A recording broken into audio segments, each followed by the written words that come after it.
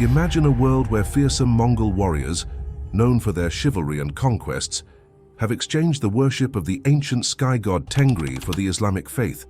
This is not an alternate history, is the story of Berke Khan, the first Mongol ruler to officially embrace Islam.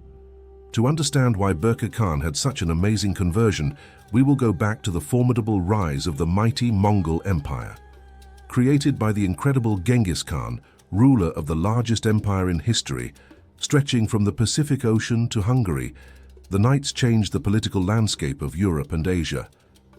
However, the Genghisids, who were the descendants of Genghis Khan, had already made preparations to conquer other lands and ensure that the legacy continued by the time the leader died in 1227. On the other hand, Prince Berke Khan came from this powerful dynasty. He was born in Berke Khan, Mongolia, which is probably around 1204. But the details of his early life are rather a mystery. Traditional historians claim that Batu was the son of 𝙎ᴜᴜ, the eldest son of Genghis Khan, thus being the firstborn grandson of the father of the empire. However, little is known about his specific childhood, but it is established that he grew up in the heart of the Mongol warrior caste.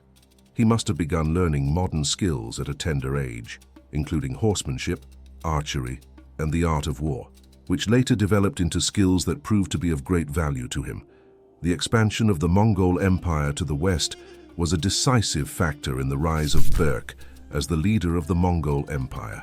In light of Genghis Khan's methods of warfare, his sons and grandsons expanded Mongol control by taking neighboring and distant lands.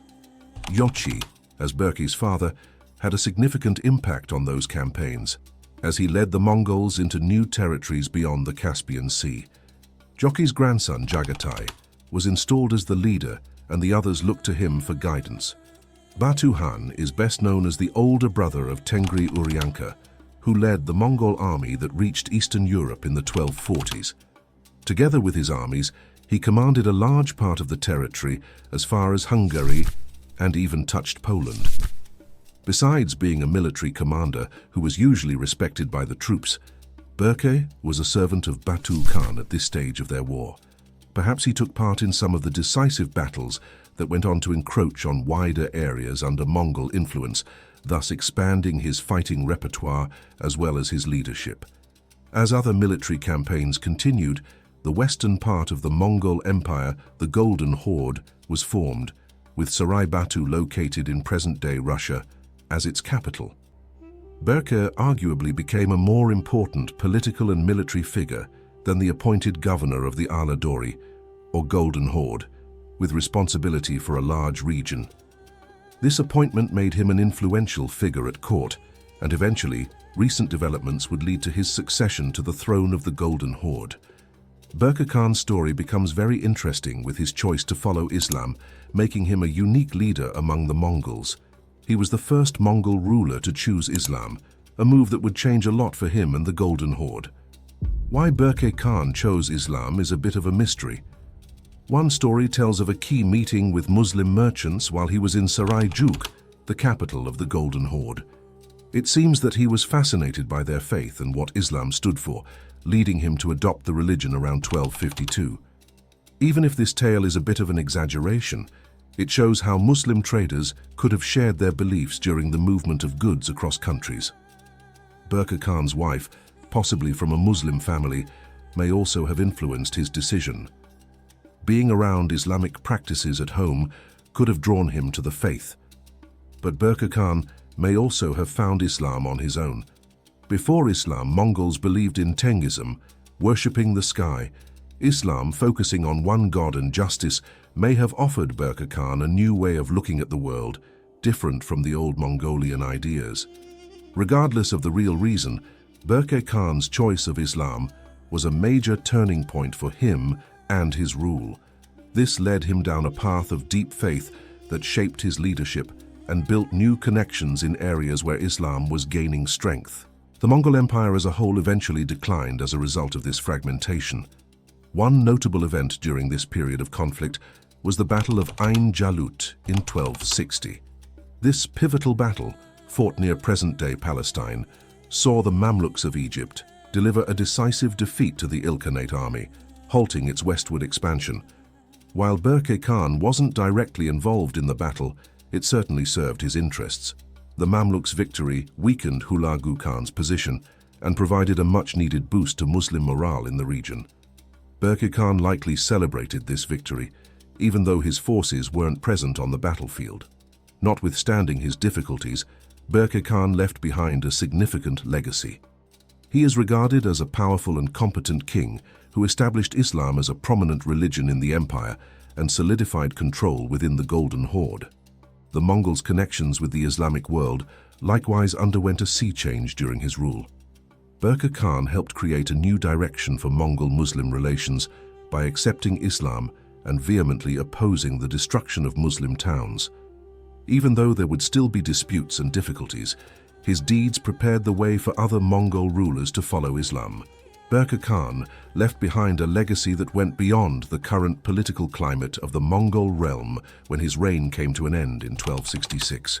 The fact that he converted to Islam is significant as a historical turning point that influenced the Golden Horde's trajectory as well as the overall path of the Mongol-Islamic worldwide link. Not only was Berke Khan's conversion to Islam a personal decision, but it also had a significant effect on the Golden Horde. He promoted religious tolerance and diversity throughout the empire by making Islam a prominent religion. This shift created a space for Islamic scholarship and culture to flourish within the Mongol domain.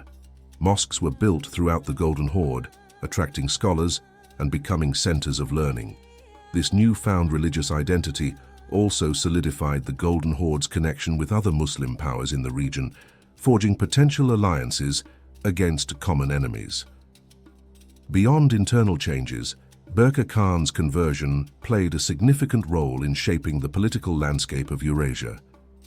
His conflict with Hulagu Khan, fueled by both religious outrage and a clash of expansionist ambitions, weakened the unity of the once mighty Mongol Empire. This fragmentation eventually contributed to the empire's decline, paving the way for the rise of new regional powers.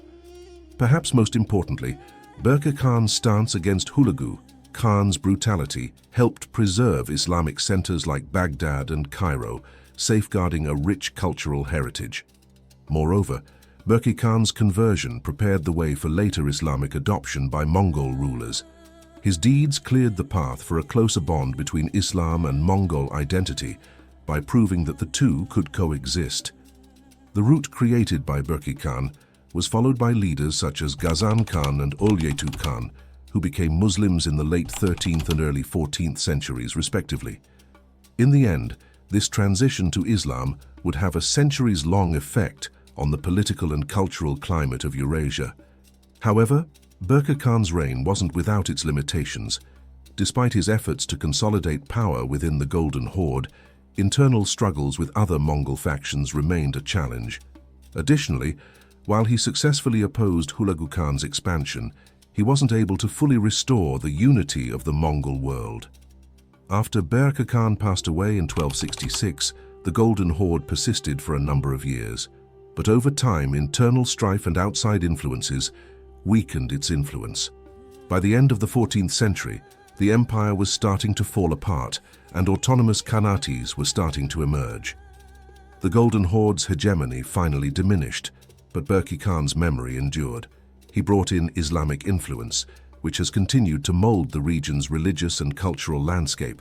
Furthermore, the fall of the Golden Horde left a power vacuum that facilitated the establishment of other Muslim nations like the Timurid Empire in Central Asia and the Mamluks in Egypt.